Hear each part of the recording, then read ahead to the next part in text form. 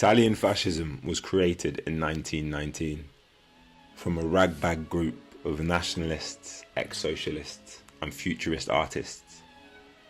By 1922, the violent anti-socialism of the fascists had destroyed the nation's powerful socialist and trade union movements through the use of systematic violence, with the support of many ordinary middle-class citizens and the backing of big business. Their next prize was the state itself. In October 1922, fascist leader Benito Mussolini led a march on Rome.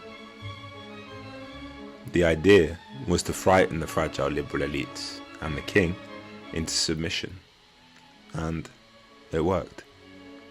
Meekly, in the face of the threat of a legal armed insurrection, the king made the head of that insurrection prime minister.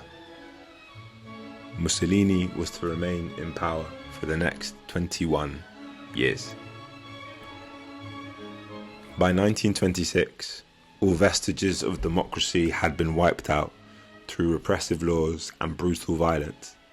A dictatorship was in place. Opposition parties were dissolved, their leaders arrested, forced into exile, or murdered. How Mussolini used football to further consolidate this power will be explored today in episode 2 of Fascist Football.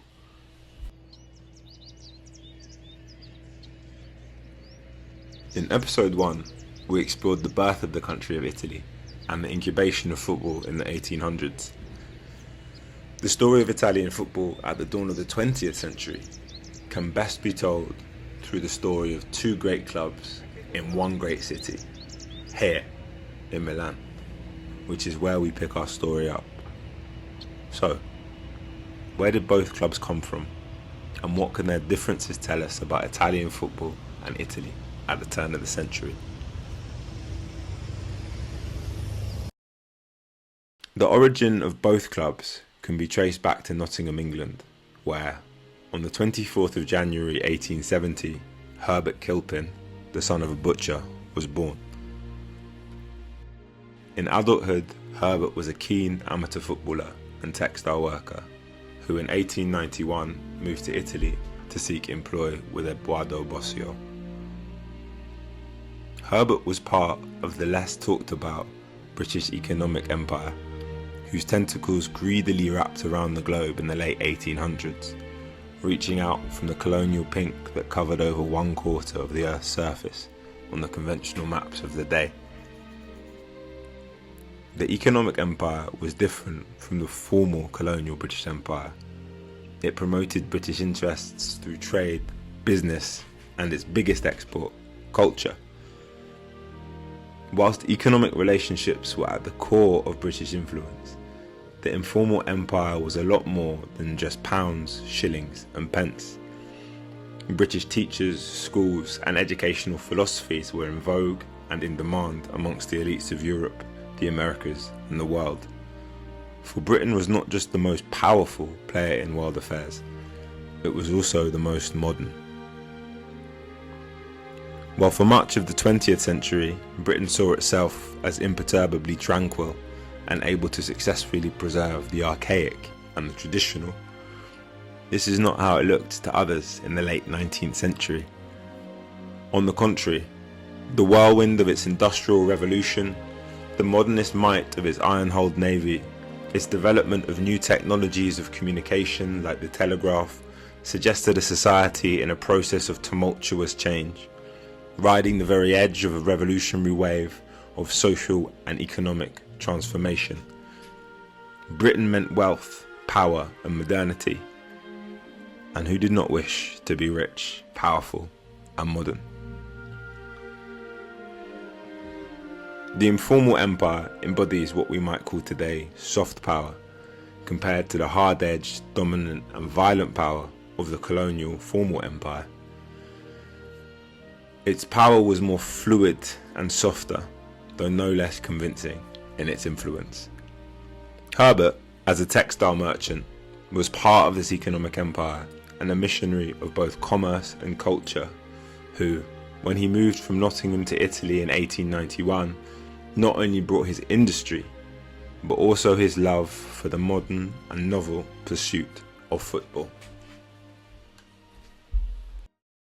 In 1899, he and a group of wealthy English and Swiss businessmen set up possibly the most colonial-sounding football team imaginable, the Milan Football and Cricket Club.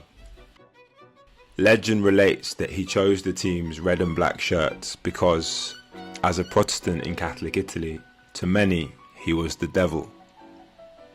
He was nicknamed Il Lord by most. He was the founder, the captain, and the winner. Milan broke Genoese hegemony by winning the Italian Championship in 1901 and went on to win 3 championships with Herbert at the helm. He loved to drink and kept a bottle of whiskey behind the goal. A sip of the hard stuff, he said, was the only way to forget conceding a goal. He loved the game so much that he abandoned his own wedding party to play a game in Genoa where he broke his nose.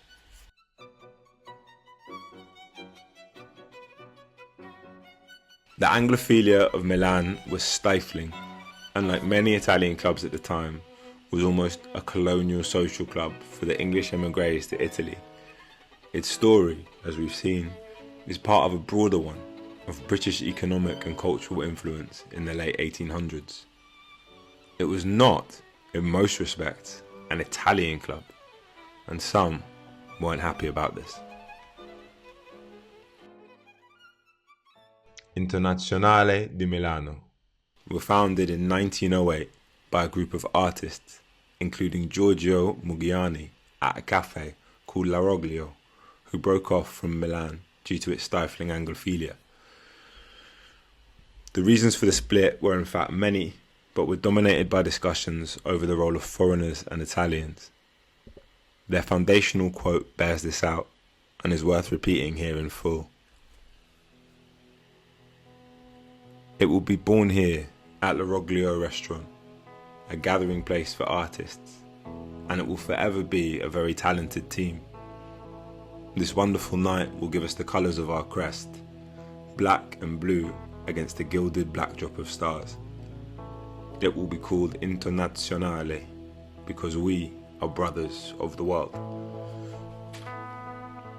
They won the league 2 years later, playing a modern, stylish attacking style, amid great controversy due to the preponderance of foreign players in their side.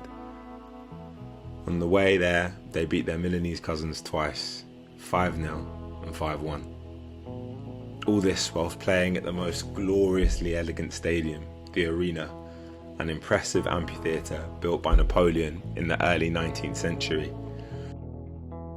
Their championship photo shows their captain, Virgilio Fossati, front and centre with a ball under his arm. He was the first Italian to captain a side to a championship victory in Italy.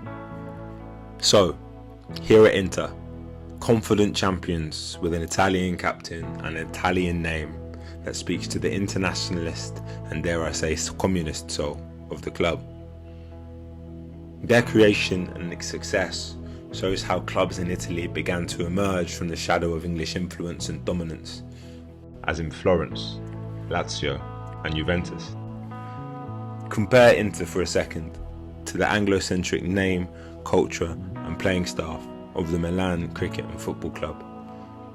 And Italian football was emerging, and it was doing so in lockstep with nascent Italian nationalism, both of which would converge in the Italian national team. The Azzurri were founded in 1910. Fossati of Inter scored in the team's first game against France and will go on to later captain the side. They were a lot of things, but one thing they weren't was very good. A poor showing at the 1912 Olympics and losing to a minor English side Reading in 1913 demonstrates this. But interestingly and importantly, no one seemed to care. There was a real enthusiasm from the start, despite there not being great. They brought in large crowds and provoked widespread interest in the game in Italy. Calcio as a mass game was created in large part through the efforts and popularity of the national team. This phenomenon, where a national team with a modest technical level still attracts large crowds and widespread enthusiasm speaks volumes about the role of sport in nation building, especially in a country that was still defining its national identity.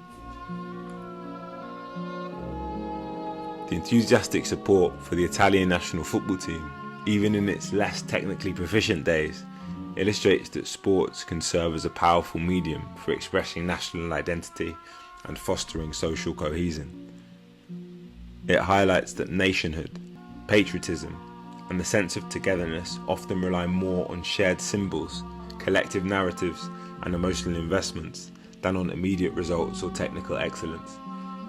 For Italy, and for many other emerging nations, football became a canvas on which the hopes, dreams, and collective identity of the people were boldly painted, reaffirming that the spirit of a nation is often measured in unity and shared pride, rather than solely by competitive success.